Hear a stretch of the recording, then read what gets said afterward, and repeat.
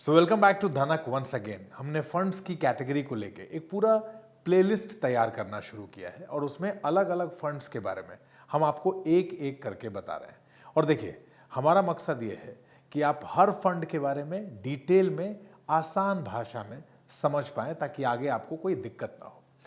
तो हम अलग अलग कैटेगरी के बारे में बात कर रहे हैं, लेकिन पिछले वीडियो में हमने आपसे कहा था कि हम आपको बताएंगे कि मल्टी कैप और फ्लेक्सी कैप फंड्स के बीच अंतर क्या है।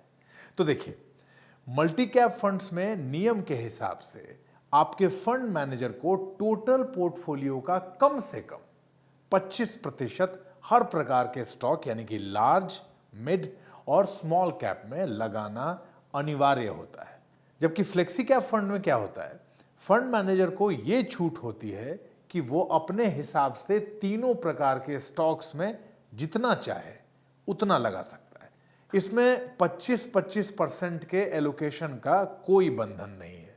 अगर दोनों फंड्स के जनरल एलोकेशन की बात की जाए तो आमतौर पर यह देखा गया है कि एक फ्लेक्सी कैप फंड अंदाजन 70 से 75% पैसा लार्ज कैप स्टॉक्स में लगाता है, जबकि एक मल्टी कैप फंड का 50% पोर्टफोलियो हर समय मिड और स्मॉल कैप में रहता है, क्योंकि उसके ऊपर ना तीनों प्रकार के स्टॉक्स में मिनिमम 25-25% निवेश करने का बंधन होता है। और पिछले वीडियो में हमने आपसे यह भी कहा था कि हम आपको यह भी बताएंगे कि आपके लिए इन दोनों फंड्स में से बेहतर कौन सा रहेगा। तो आइए इसको समझते हैं धीरेन्द्र सर से। आम निवेशक को एक ऐसे फंड का चुनाव करना चाहिए जहाँ पे आप लार्ज कैप में का चुनाव नहीं कर रहे हैं, आप मिड कैप का चुनाव नहीं कर रहे हैं। हर जगह आपका पैसा स्प्रेड हो, हर जगह पैसा आपका डाइवर्सिफाई कर पाए। ट्रू डाइवर्सिफिकेशन यही है। मेरी हमेशा सलाह होती थी कि लोगों को फ्लेक्सी कैप फंड में पैसा लगाना चाहिए, लेकिन फ्लेक्सी कैप फंड के लिए एक मुसीबत खड़ी हो गई है। ये फंड अच्छे हैं, लंबा हिस्ट्री है और ये सबसे बड़ा प्रोमिनेंट किसी भी फंड फैमिली का ये एक्टिवली मैनेज फंड रहा है। इनका प्रदर्शन भी अच्छा रहा है, लेकिन हाल फिलहाल पैसा आने की वजह से और अच्छा करने की वजह से ये फ़ंड बहुत बड़े हो गए हैं।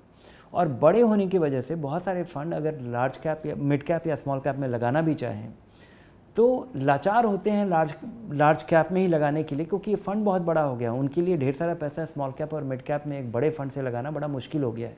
इसके लिए आज के दिन मल्टी कैप फंड बेहतर विकल्प साबित हो रहे हैं। एक तो ये सारे फंड्स बड़े नहीं हैं और कम से कम 25% पैसा आपका हर जगह लगा होता है।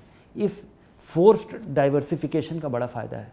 तो उम्मीद है दोनों फंड्स के बारे में आप डिटेल में समझ गए होंगे और ये भी समझ पाए होंगे कि आपके लिए बेहतर विकल्प कौन सा होगा। तो अब अगले वीडियो में हम लोग समझेंगे कि आप एक ऐसा इन्वेस्टमेंट कैसे चुनें जिससे एक तरफ आप अपना टैक्स भी बचा पाएं और आपके इन्वेस्टमेंट पर आपको अच्छा रिटर्न भी मिल सके। ऐसे फंड्स को कहते हैं टैक्स सेविंग फंड्स। तो अगले एपिसोड में बात इसी पर। और हम हर बार कहते हैं, मन में अपने इन्वेस्टमेंट को लेके कोई भी सवाल हो, छोटा या बड़ा, मन में मत रखिए, धनक से पूछिए आज और अभी। और अपने प्रश्नों के उत्तर के लिए धनक को आज ही सब्सक्राइब कर लीजिए।